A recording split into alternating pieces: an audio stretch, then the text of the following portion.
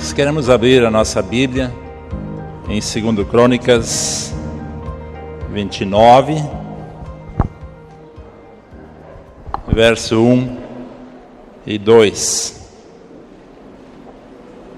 Queremos meditar hoje sobre o avivamento de Ezequias, né? Quantos gostam do avivamento?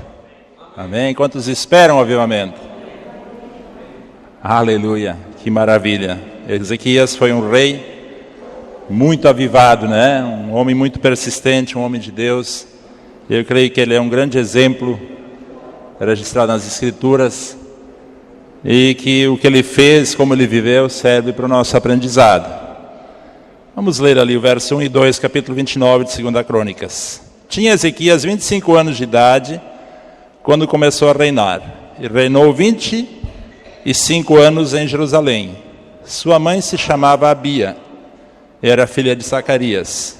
Fez ele o que era reto perante o Senhor, segundo tudo quanto fizera Davi, seu pai. Vamos orar. Obrigado, Senhor, pela tua palavra.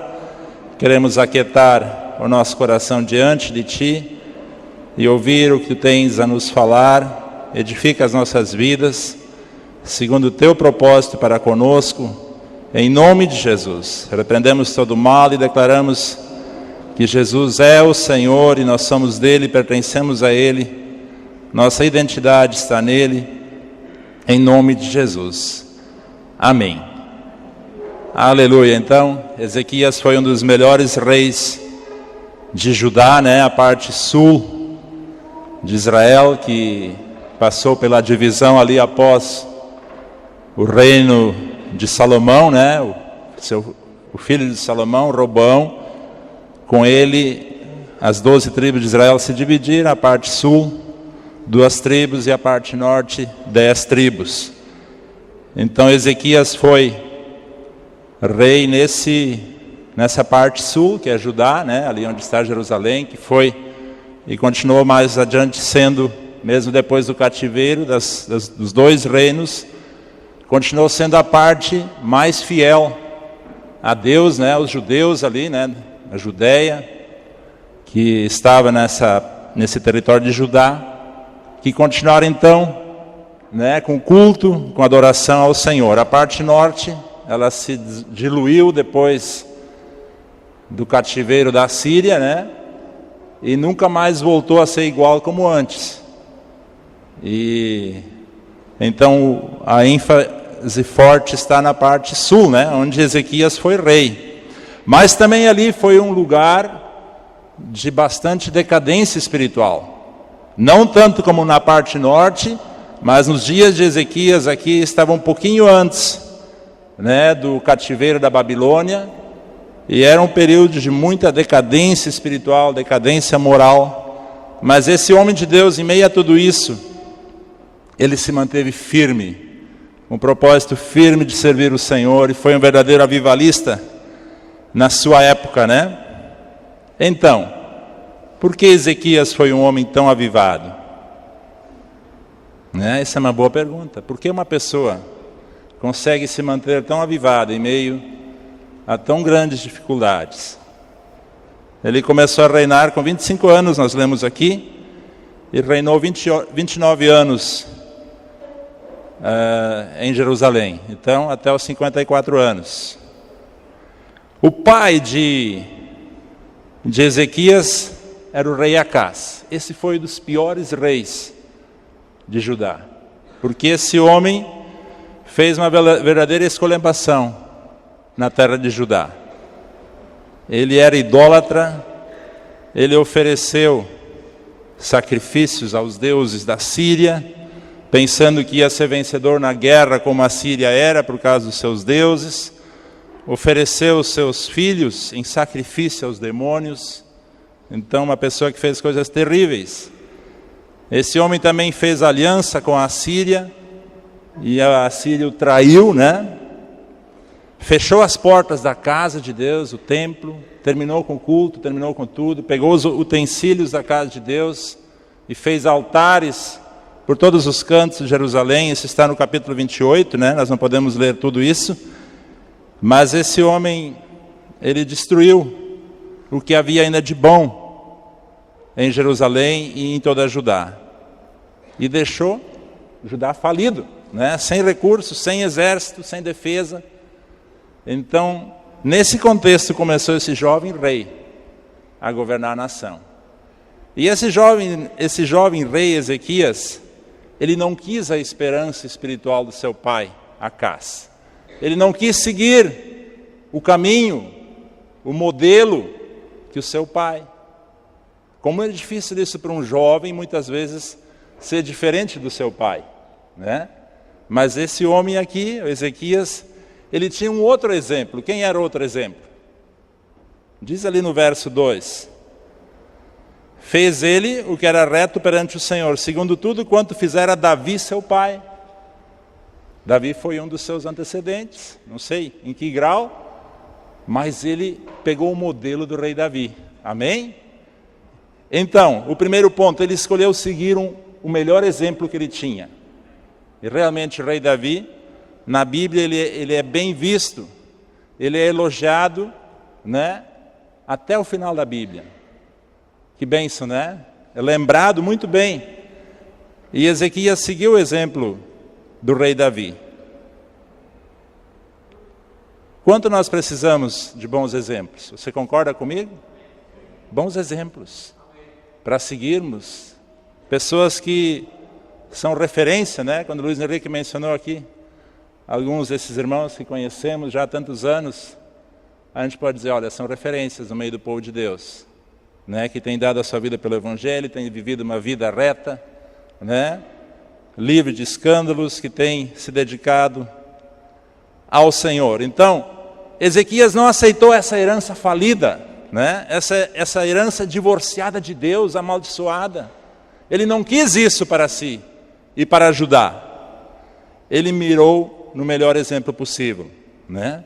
Então, pessoas se mantêm avivadas quando elas seguem bons exemplos. Escreve isso. As pessoas que miram, que copiam, que observam bons exemplos, elas vão se manter avivadas. Amém? Elas vão seguir os passos, em primeiro lugar de Jesus, né? Porque todos os homens são falíveis. Mas Jesus é infalível. Ele é o mestre, né? Tem muitos mestres, mas Jesus é o mestre dos mestres. Primeiro, ele é o grande referencial. Mas há pessoas que ele colocou na nossa volta e que nós podemos imitar. Paulo disse aos seus amigos, companheiros, obreiros, imitem a mim, porque eu imito a Cristo. Então, o poder do exemplo. Ele sabia disso e por isso ele pôde ser diferente do seu pai. Por isso ele buscou uma nova herança em Deus, diferente do seu pai Acás. Em segundo lugar, está no verso 3, o que ele fez? No primeiro ano do seu reinado, no primeiro mês, abriu as portas da casa do Senhor e as reparou. No primeiro mês do seu reinado. Tudo falido, sem dinheiro, sem exército, sem defesa, sem sacerdotes, sem culto, sem muito apoio. Esse jovem rei abriu o templo. Amém? Abriu o templo. Foi muito corajoso, né? Abriu o templo para que começasse novamente o culto. Primeira ação dele no primeiro mês do seu reino. Certamente tinha muita dificuldade para isso. Porque havia muitos idólatras que apoiavam o pai dele, né? Ele teve que lutar contra tudo isso. Mas ele buscou em primeiro lugar o reino de Deus. Amém? Cumprindo o que Jesus ensinou. Buscai, pois, em primeiro lugar o reino de Deus.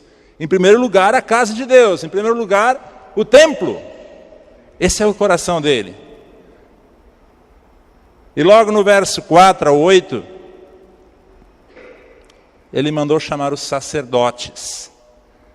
Trouxe os sacerdotes, os levitas, ajuntou-os na praça oriental. Eles disse, ouvi-me, ó levitas, santificai-vos agora, e santificai a casa do Senhor, Deus de vossos pais. E tirai do santuário a imundícia, porque os nossos pais prevaricaram e fizeram o que era mal perante o Senhor nosso Deus, e o deixaram. Desviaram seu rosto do tabernáculo do Senhor e lhe voltaram as costas. Também fecharam as portas do pórtico, apagaram as lâmpadas, não queimaram incenso, nem ofereceram holocaustos nos santuários ao Deus de Israel. Pelo que veio grande ira sobre Judá e Jerusalém, e os entregou ao terror, ao espanto e aos assobios, como vós estáis vendo com os próprios olhos. Então, ele chamou os sacerdotes, deu uma chamada nos sacerdotes. Os sacerdotes estavam espalhados por toda a nação, e quando não havia o culto, eles ficavam sem ação, sem trabalho, sem cumprir o seu ministério. Ele chamou-lhes de volta para o ministério no templo, na casa de Deus. Ele fez aliança e exigiu fidelidade também desses homens, verso 10 a 11. Agora estou resolvido a fazer aliança com o Senhor, Deus de Israel, para que se desvie de nós o ardor da sua ira. Filhos meus, não sejais negligentes, pois o Senhor vos escolheu para estardes diante dele, para o servirdes, para serdes seus ministros e queimardes incenso. Aqui uma chamada, para os sacerdotes novamente se consagrarem ao seu ministério. E no verso 16 diz que os sacerdotes cumpriram essa ordem, tiraram tudo do templo que era imundo, objetos de idolatria, sujeira, e limparam o templo. O terceiro passo desse avivamento aqui, de Ezequias, ele restabelece o culto, verso 20 e 21. Não basta o templo aberto, não basta o templo limpo, precisa haver a presença de Deus, precisa haver o culto, precisa haver a adoração, Assim é na nossa vida. A nossa vida é o templo, Paulo disse: se vocês não sabem que vocês são o templo, é muito importante o templo estar aberto, estar limpo, estar santificado, mas preciso mover a presença, a glória de Deus. Quantos concordam? Amém? A vida de Deus em nós. É importante o templo limpo, mas não basta. Precisa ter mais, Precisa ter o fluir constante da presença de Deus, do Espírito de Deus, da palavra de Deus em nós constantemente. Senão o templo fica aberto, fica limpo, mas não acontece o que é para acontecer nele. Amém? Então vamos trazer isso para o nosso coração. Verso 20 e 21.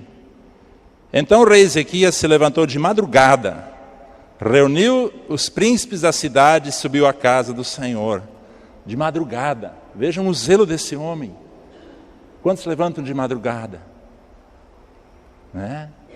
Para orar, para buscar a Deus, para fazer algum trabalho espiritual. De madrugada. E ele era o rei. Mandou trazer 7 novilhos, 7 carneiros, 7 cordeiros e 7 bodes, como oferta pelo pecado, a favor do reino, do santuário de Judá, e aos filhos de Arão, os sacerdotes, que os oferecessem sobre o altar do Senhor. Então ele restaurou o ministério dos sacerdotes, na prática mesmo, Ajudou eles a começar a fazer o seu trabalho. No verso 25, ele restaurou também o louvor na casa do Senhor, seguindo bem os passos do rei Davi, que colocou ali no tabernáculo, não havia templo na época do rei Davi. O rei Davi, ele construiu um tabernáculo, uma tenda, e ali ele colocou a Arca da Aliança, e ali ele começou a fazer os cultos, os turnos de 24 horas de adoração, que hoje, no mundo inteiro há um movimento onde as igrejas ou grupos cristãos estão voltando à adoração 24 horas, Isso o rei Davi começou, e aqui Ezequias, ele segue esse exemplo, no verso 25. Também estabeleceu os levitas na casa do Senhor, com símbolos, alaúdes e harpas, segundo o mandado de Davi e de Gade, o vidente do rei, e do profeta Natã, porque este mandado veio do Senhor por intermédio dos seus profetas. Eu não estou lendo todos os versículos, estou tirando alguns versículos chaves, porque geralmente o texto é longo, Então ele restaurou o louvor, a adoração na casa de Deus. Aleluia. O louvor e a adoração na nossa vida, no templo, né, que é o nosso coração, né, em casa, em todo lugar. Quantos gostam de louvar o Senhor? Quantos gostam de colocar uma música de louvor quando estão na sua casa? Ou até quando permite-se no seu trabalho, uma música no celular. Hoje ficou tão fácil, né? Antigamente a gente carregava aqueles radiogravador. Pá, eles eram dessa idade, né? E você carregava. Lá em casa tem um ainda. Com as fitas cassete, né? E a gente escutava o louvor. Me lembro um dia consegui uma fita da igreja de Cuba lá, os louvores em espanhol, né? Isso era o máximo, né? Hoje você bota a música no celular, bota no bolso e fica aí, né? Acompanhando, louvando o Senhor até quando você está trabalhando alguma coisa que o patrão deixa acompanhar com música. Amém? Né? Então, ele restaurou o ministério do louvor na casa de Deus. E nós precisamos do louvor na nossa vida, né? Porque o louvor, ele muda a nossa ótica. Às vezes nosso coração está meio enfadado de tantas coisas. Mas quando tu começas a louvar a Deus, tu começa a olhar o Senhor, em vez das coisas, os problemas, as dificuldades. E você muda o foco. E olha para o Senhor e começa a ver as possibilidades que há em Deus, né? Começa a jorrar dentro de ti a fé, a alegria, o poder do Espírito Santo. Como é importante o louvor na casa de Deus, que somos nós.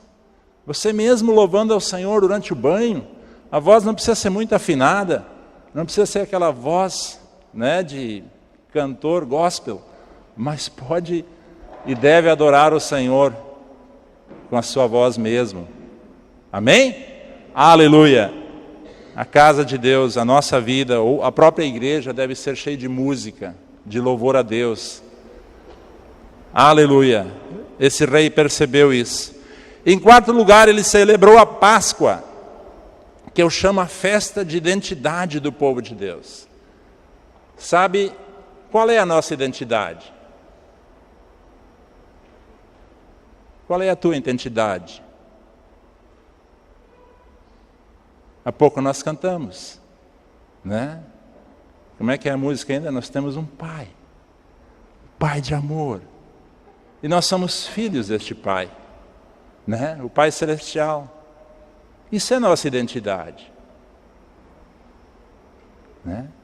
Ali está afirmada a nossa identidade. Não está em outras coisas. Não está, em primeiro lugar, na nossa família, nos nossos pais. A nossa identidade está em Deus, porque nós somos o povo de Deus.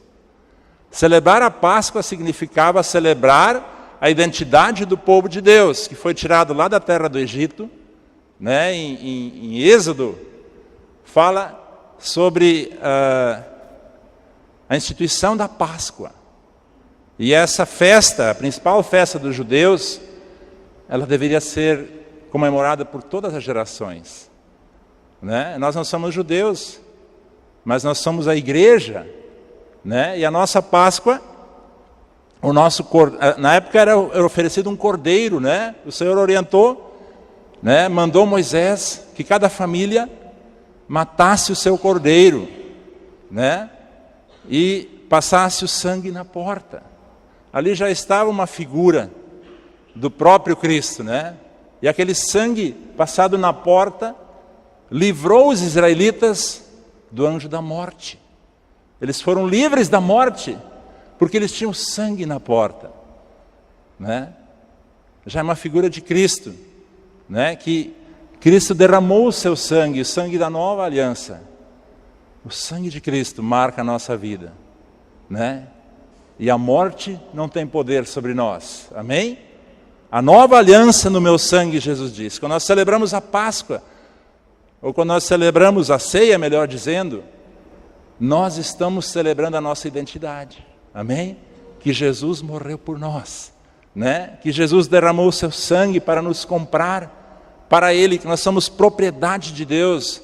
Nós não somos qualquer povo. Isso que Ezequias estava querendo introduzir novamente na cabeça dos israelitas. Eles tinham perdido a sua identidade por causa da idolatria, por causa de tantos erros espirituais, eles precisaram lembrar que eles eram o povo de Deus, que os seus pais eram aqueles que tinham saído do Egito. Amém?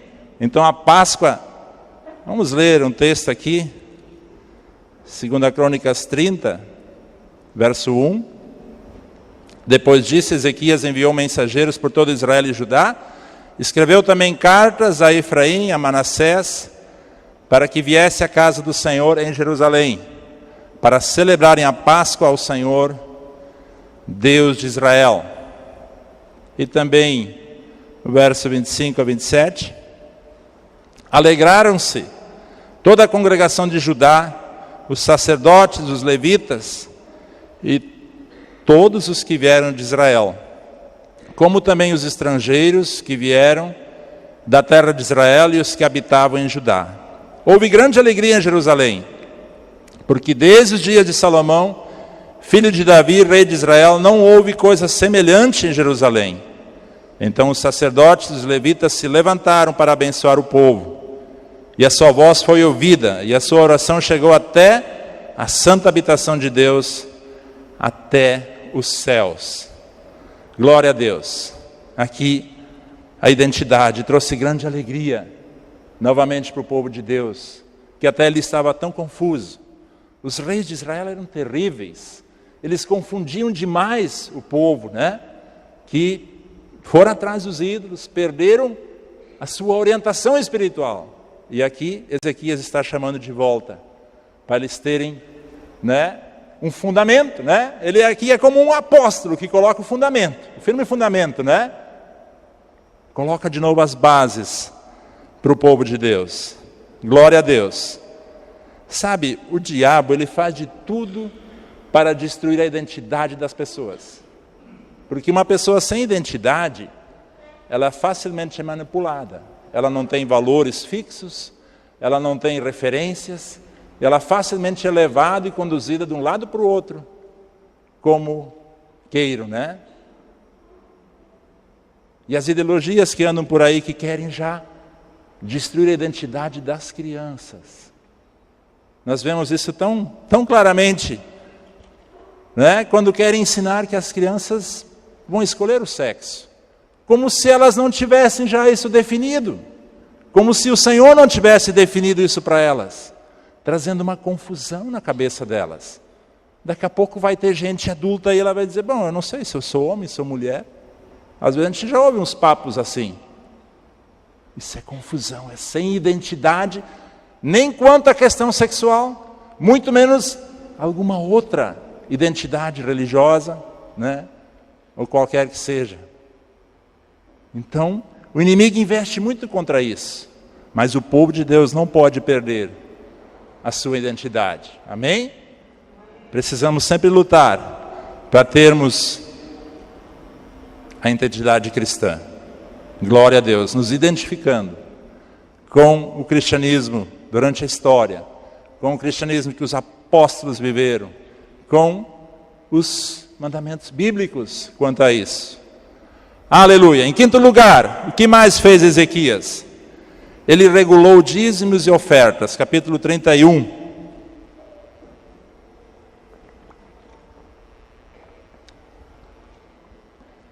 Verso 2 a 10.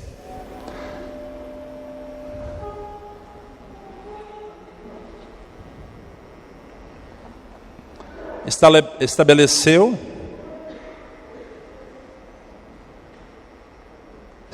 Ezequias os turnos.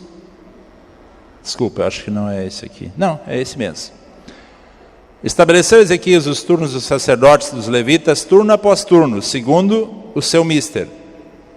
Os sacerdotes e levitas para o holocausto e para as ofertas pacíficas, para ministrarem e cantarem portas adentro nos arraiais do Senhor.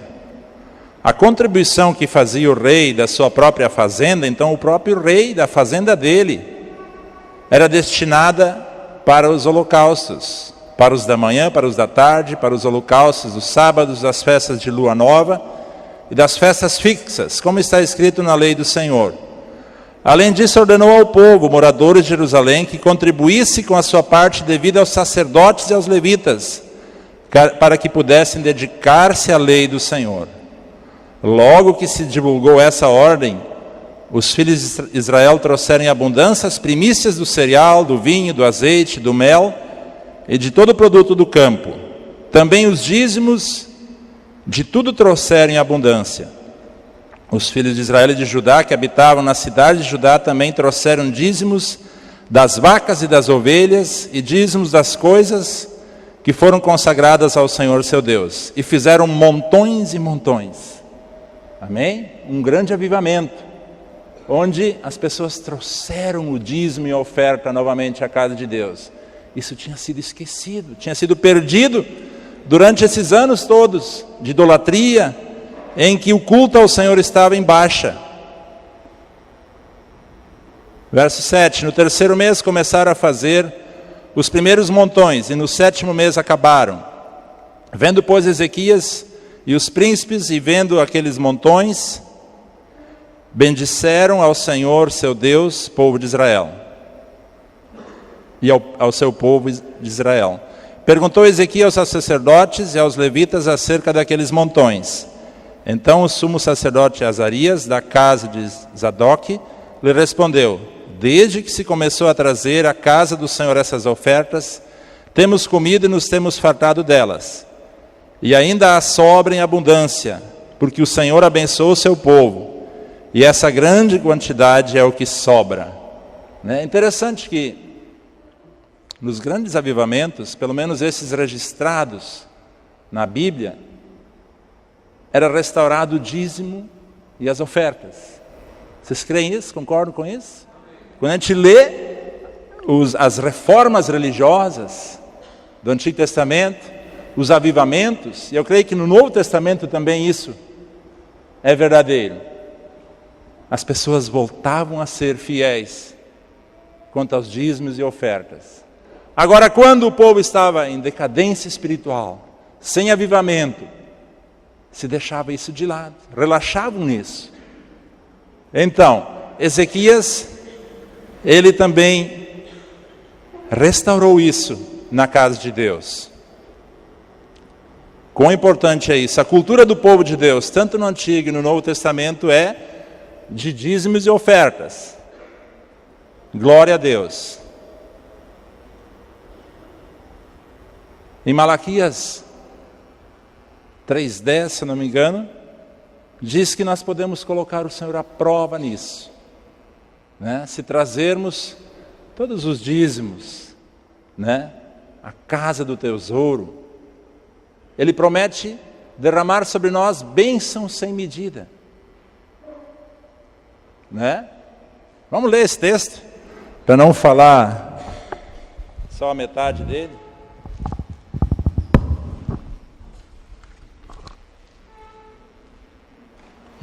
Malaquias 3:10. O último livro do Antigo Testamento.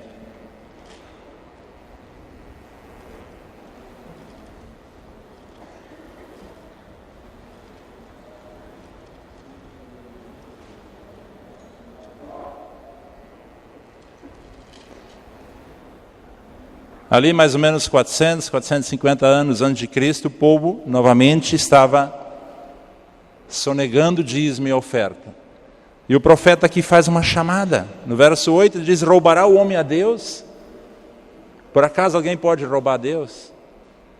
Nós ficamos meio estarrecidos quando vemos aqueles assaltos de banco, né, que se tornou até algo comum na TV hoje, as reportagens onde um banco foi explodido o caixa eletrônico, foi explodido as portas, foi explodido o cofre.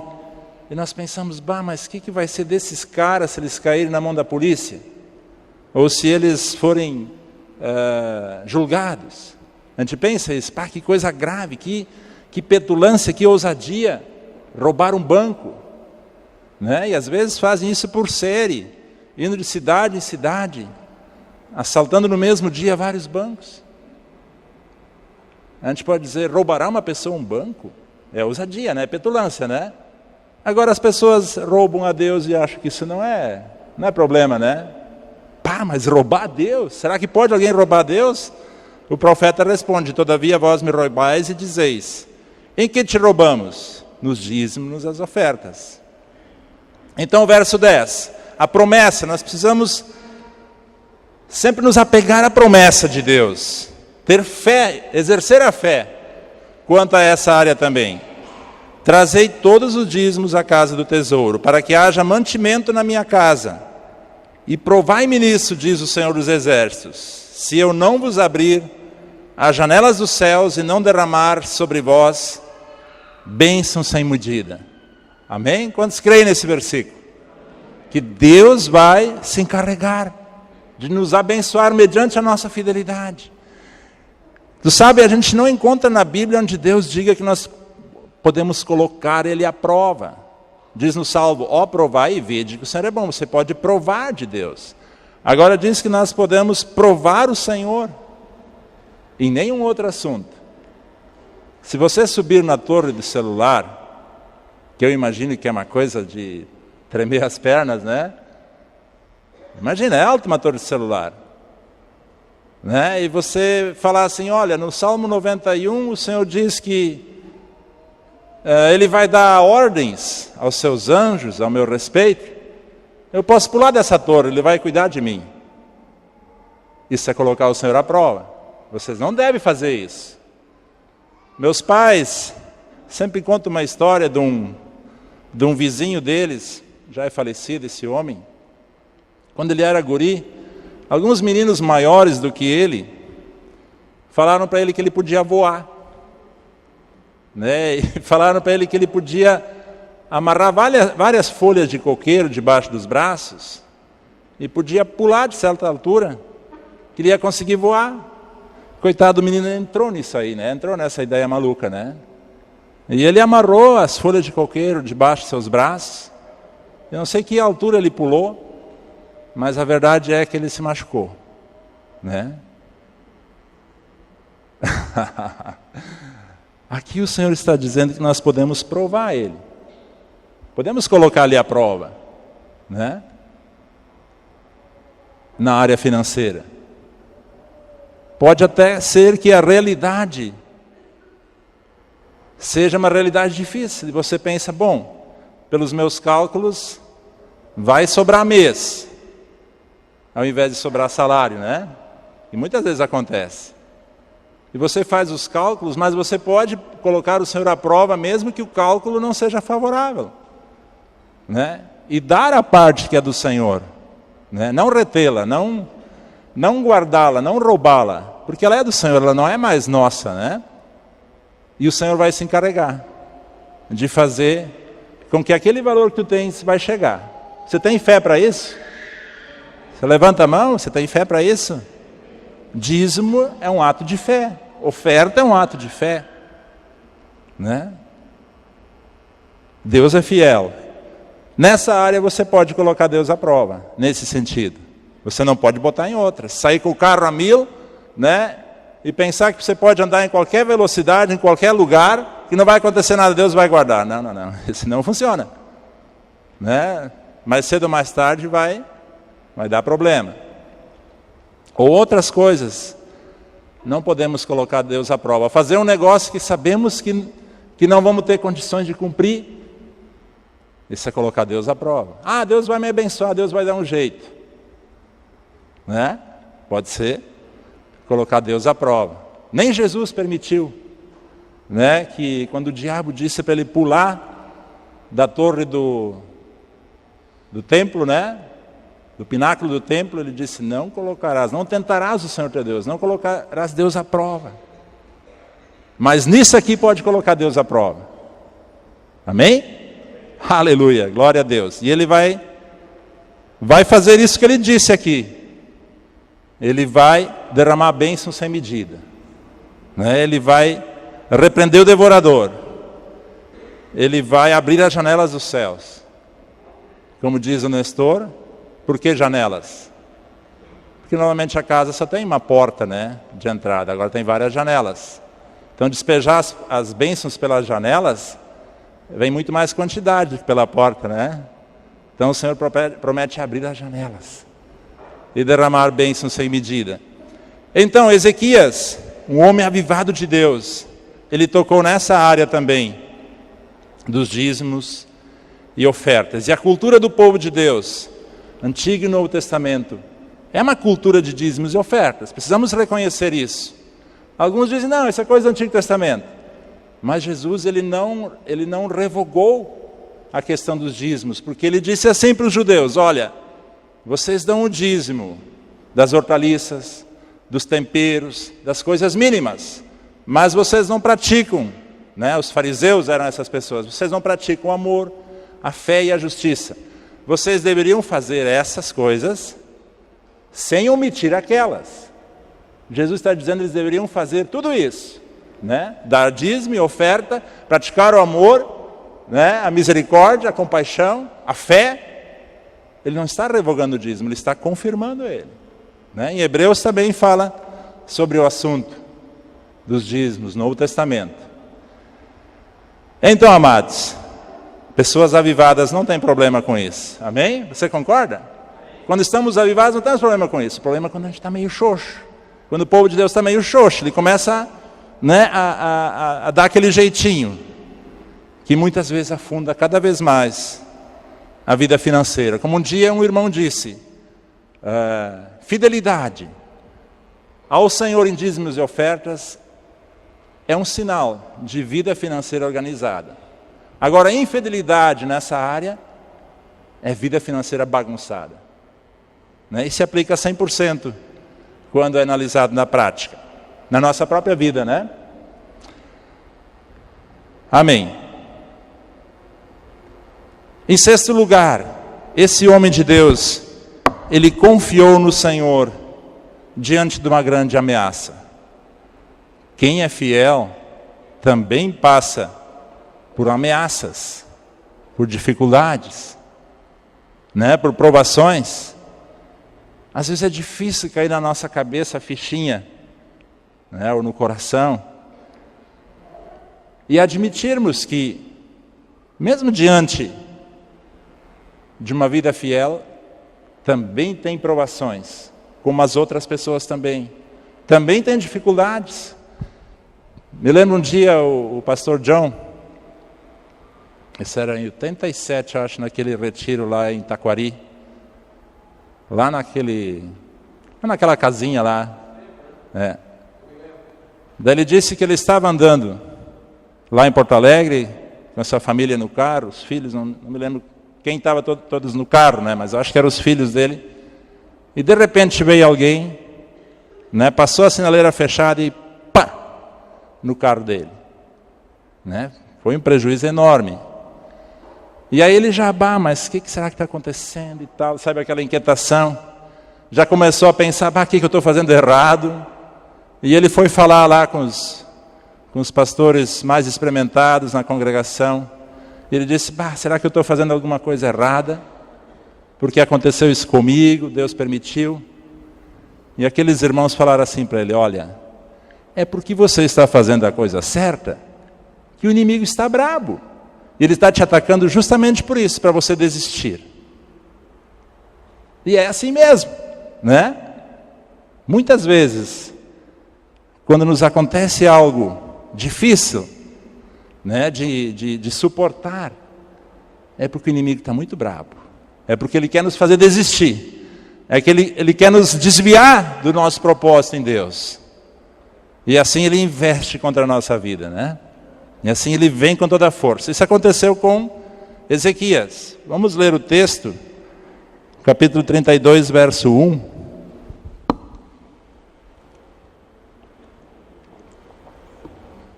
Mas o Ezequias confiou em Deus. Diga, confiar.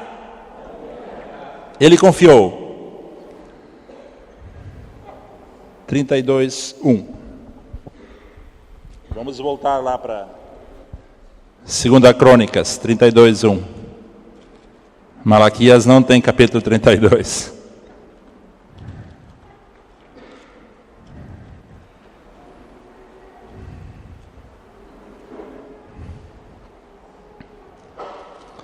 Diz assim, depois dessas coisas e desta fidelidade de Ezequias, veio Senaqueribe, rei da Síria, entrou em Judá e acampou-se contra as cidades fortificadas e intentou apoderar-se delas.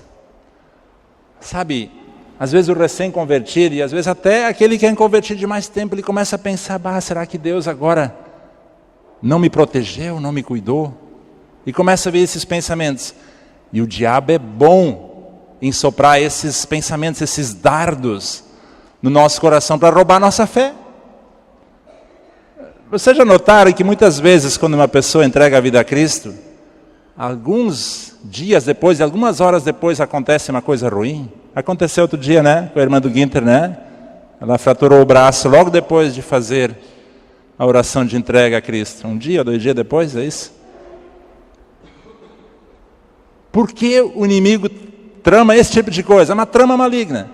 Para aquela pessoa pensar, poxa, mas eu estava vindo bem, agora foi me acontecer isso. Logo agora que eu entreguei minha vida a Cristo. E ela começa a questionar a proteção de Deus para com ela. O diabo é bom nisso. Mas nós precisamos saber que isso faz parte da natureza dele. É um dos desígnios dele, de nos fazer desistir. E precisamos nos afirmar, não, Deus está comigo. Isso está acontecendo justamente porque eu estou seguindo o Senhor. Amém? O recém-convertido precisa aprender isso, que ele é um filhinho, seus pecados foram perdoados. E que agora o Senhor está com ele. Se acontecer uma coisa ruim, Deus guardou. E ele precisa saber também que Deus é poderoso para pegar aquela coisa aparentemente ruim e transformar numa grande bênção. Amém? Só Deus pode fazer isso.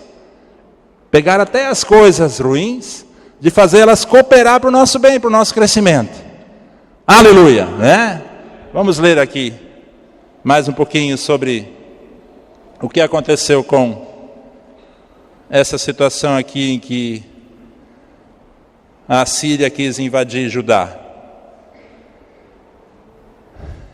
Então o rei aqui ele preparou o povo. Versos 5 a 8, capítulo 32, 2 Crônicas. Ele cobrou o ânimo, restaurou todo o muro quebrado e sobre ele ergueu torres. Levantou também o outro muro por fora, ele duplicou o muro, fortificou a Milo na cidade de Davi e fez armas e escudos em abundância. Pôs oficiais de guerra sobre o povo, reuniu-os na praça da porta da cidade e lhes falou ao coração dizendo, sede fortes e corajosos, não temais, não vos assusteis por causa do rei da Síria, nem por causa de toda a multidão que está com ele, porque há conosco maior do que aquele que está com ele. Isso é a linguagem do Novo Testamento. Maior é aquele que está em nós do que aquele que está no mundo. Maior é aquele que está em nós. Na hora da tribulação, da angústia, diga, maior é aquele que está em mim. Né? Ouça aqui, diabo, maior é aquele que está em mim do que aquele que está no mundo. E você deu o primeiro passo da vitória ao fazer isso. Porque você crê que Deus é maior. Amém? E ali você coloca a sua fé. E você vai prosperar, vai avançar em nome de Jesus. Glória a Deus. Sede fortes e corajosos, não temais. Verso 8. Com ele está o braço da carne. Com quem? Com o rei da Síria. Mas conosco o Senhor nosso Deus para nos ajudar e para guerrear as nossas guerras. Nós temos um Deus que guerreia as nossas guerras. Nós guerreamos as dele, mas ele guerreia as nossas guerras. Né? E ai daquele que se meter na frente. Quer sejam demônios ou pessoas, o Senhor vai dar um jeito. Amém? E o Senhor é bom. Ele é especialista em criar coisas inauditas, jamais vistas, para livrar o seu povo. Você crê nisso? Então diga amém. Aleluia! O Senhor é bom nisso, em criar maravilhas, prodígios e sinais até para confundir os inimigos do povo de Deus. Também o verso 10 e 20. Eles resistiram às palavras convincentes do rei da Síria. Assim disse Senaqueribe, rei da Síria: Em que confiais vós para vos deixares sitiar em Jerusalém? Em quem vocês estão acreditando? Vocês acham que ficar trancado na cidade vai resolver? É bem assim que ele falou. Acaso não vos incita Ezequias para morrerdes a fome e a sede, dizendo: o Senhor nosso Deus nos livrará das mãos do rei da Síria? Não é Ezequias o mesmo que tirou os seus altares e falou a Judá e a Jerusalém, dizendo: diante de apenas um altar vos prostrareis e sobre ele queimareis incenso? Não sabeis vós o que eu e meus pais fizemos a todos os povos das terras? Acaso puderam, de qualquer maneira, os deuses das nações daquelas terras livrar o seu país das minhas mãos? Qual é, de todos os deuses daquelas nações que meus pais destruíram, que pôde livrar o seu povo das minhas mãos, para que nosso Deus vos possa livrar das minhas mãos? Agora, pois, não vos engane Ezequias, nem vos incite assim, nem lhe deis crédito, porque nenhum Deus de nação alguma, nem de reino algum pôde livrar a seu povo das minhas mãos, nem das mãos de meus pais, quanto menos os poderá livrar o vosso Deus das minhas mãos. Pô, esse discurso foi pesado, né?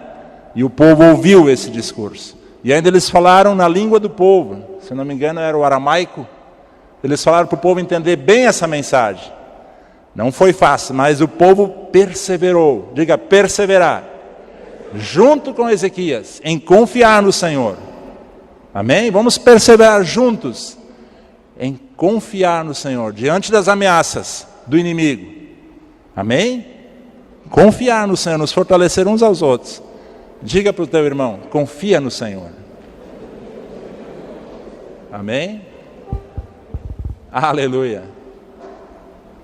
Confia no Senhor, entrega o teu caminho ao Senhor, confia nele e o mais ele fará. Aleluia, Salmo 37, né? Glória a Deus. Ezequias também era um homem de oração. Agora vamos para 2 Reis, ler um pouquinho ali, que explica com mais clareza o que aconteceu. Ele era um homem de oração. Diante dessa ameaça ele orou. Diga orar.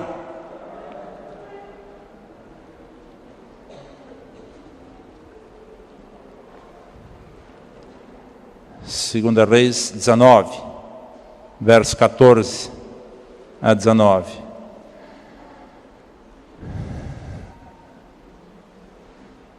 Aqui diz que o rei Senaqueribe mandou uma carta.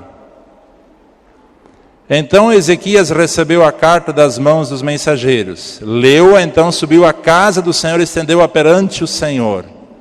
E orou perante o Senhor, dizendo: ó Senhor Deus de Israel, ó Senhor Deus de Israel,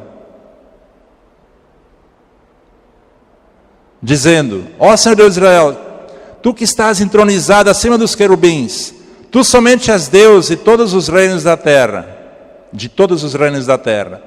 Tu fizeste o céu e a terra. Inclina, ó Senhor, o ouvido e ouve. Abre, Senhor, os olhos e vê. Ouve todas as palavras de Senaqueribe, as quais ele enviou para afrontar o Deus vivo. Verdade é, Senhor, que os reis da Síria assolaram todas as nações e suas terras. Ele reconheceu mesmo a força dessa nação da Síria, né? E lançaram no fogo os deuses deles, porque deuses não eram, senão obra de mãos de homem, madeira e pedra, por isso os destruíram. Agora, pois, ó Senhor nosso Deus, livra-nos das suas mãos, para que todos os reinos da terra saibam que só tu és o Senhor Deus. Amém? Às vezes é essa oração, ou quase sempre na hora da tribulação, uma oração objetiva. Ó Senhor, essa luta não é mais minha. Aqui está a carta, aqui está a declaração dos inimigos. Olha agora, Senhor, a ameaça, né? Lê tu, eu não estou sendo afrontado sozinho, é tua glória que está em jogo. Estão falando mal de ti, Senhor. Foi o que ele fez. Estão falando mal de ti, Senhor. Aí o Senhor colocou a mão. Aleluia. Ele foi ajudado pelos profetas também, não vou poder ler tudo. Mas aqui o profeta Isaías trouxe uma palavra para ele. Esse está no verso 20 e 28, e 32 a 34. Auxiliado pelos profetas. Uma coisa interessante. O rei Davi foi muito ajudado pelos profetas. Samuel ungiu ele como rei. Natã acompanhou ele. Gade, o vidente, acompanhou ele. Ele estava ajudado pelos profetas. Amém? O ministério profético. Agora vejam Salomão. Não aparece um profeta acompanhando a vida desse rei. Ele era muito sábio, é verdade. Mas ele estava muito sozinho nas suas decisões mais importantes.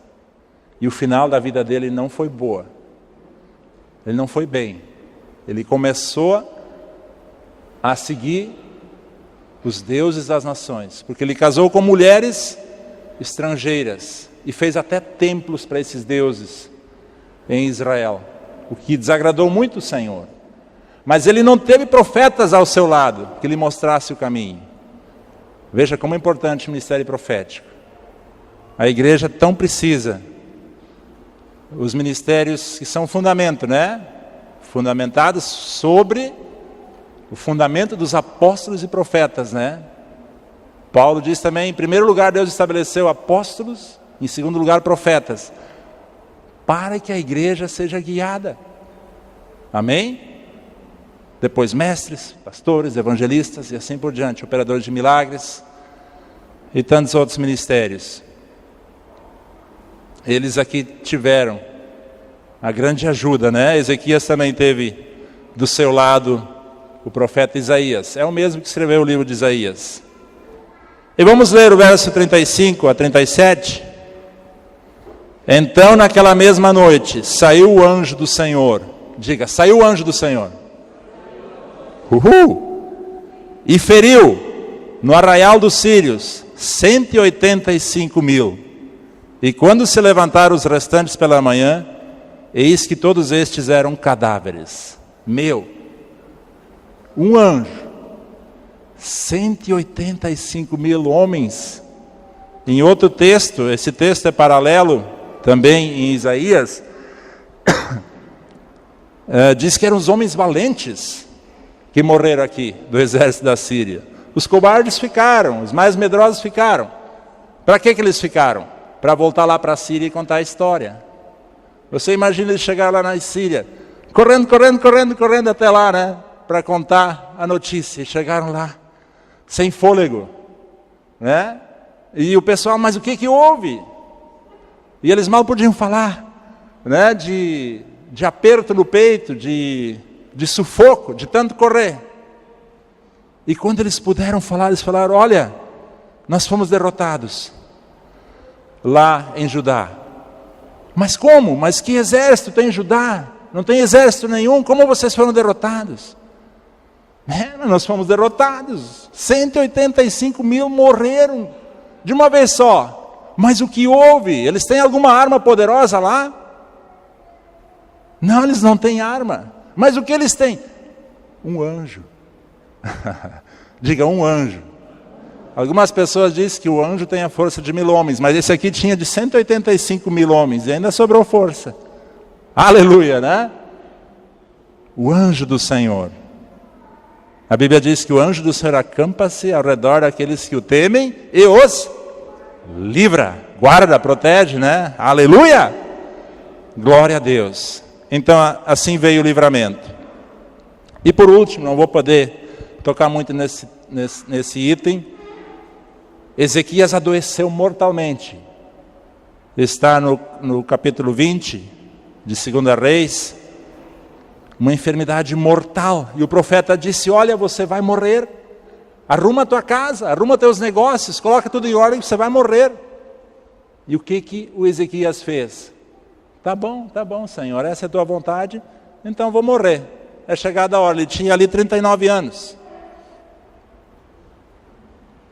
Não foi isso que ele fez. Ele orou, ele disse: Senhor,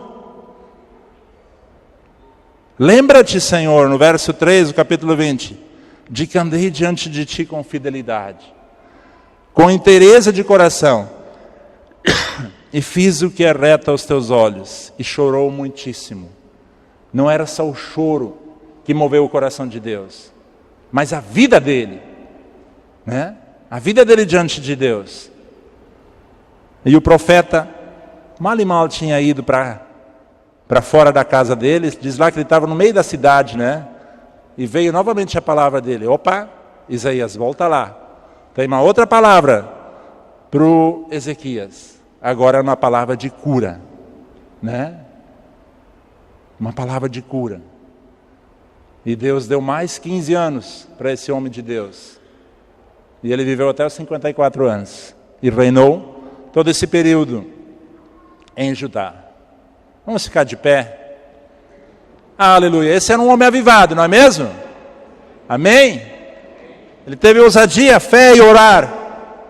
Mesmo diante de uma palavra de Deus, né? Alguns homens na Bíblia mudaram até a trajetória, né?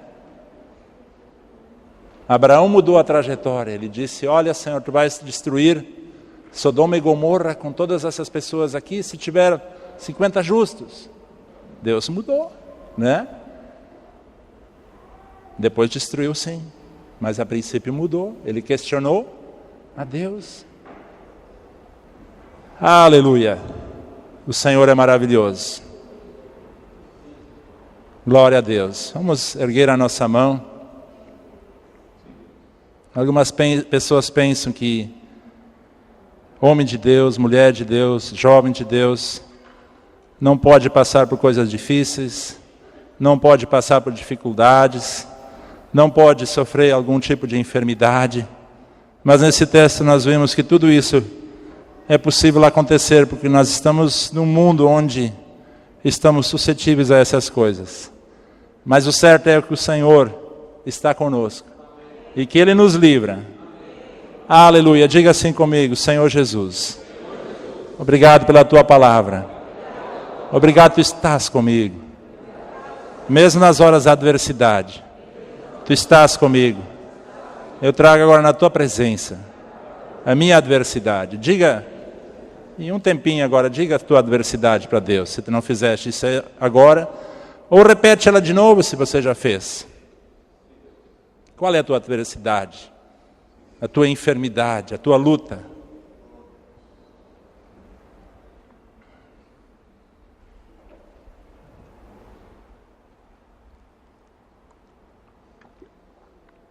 Talvez alguns são tentados a desistir. Diga isso também para o Senhor.